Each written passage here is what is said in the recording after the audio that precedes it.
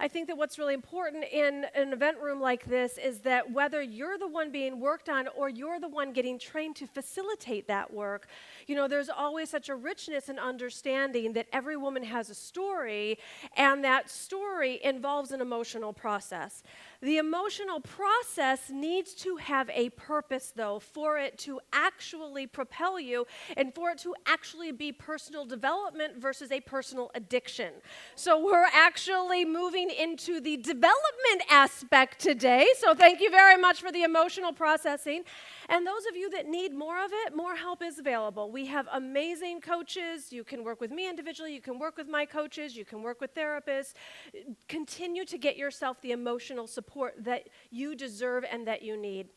When I was, I'm in therapy since literally 7th grade, and by the time I was in my, I think it was my early 30s, I think that's when I was about 32, and I was, in my, double sessions 3 times a week, because that's what somebody does when they're making about $24,000 a year, spend about $50,000 on therapy, and I couldn't understand why my business wasn't off the ground, and but it was important for me, and it was part of my journey, and it's part of how I've been able to deliver what I'm able to deliver at this time in my life, because that was what that season was about for me. You don't have a book reading list like you do an A-list accelerator unless you're with a coach who spent 17 years in therapy and read all the books, and they truly served me. But I do remember that there was a time, it was a Friday, and it was the third double session of that week, but it was standard. And I went to go book the appointment for Monday, and the Spirit stopped me.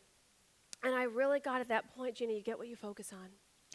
And it wasn't that I was totally healed, and it wasn't that I was totally ready, and it wasn't that I didn't have issues still, but I was good enough. Like I didn't need brought in on a gurney any longer. The wounds weren't openly gaping, and there was enough for me to at least compartmentalize, like, Gina, you can read a book at night, and you can work on your business during the day. So I really shifted my focus, and that's what we're going to do here today, is we're going to shift the focus into you and your career, because that's also what you're here for. And shifting your focus on being really obsessed about what you are meant for and what is possible is going to move so much energy to infuse you in actually manifesting what you do desire.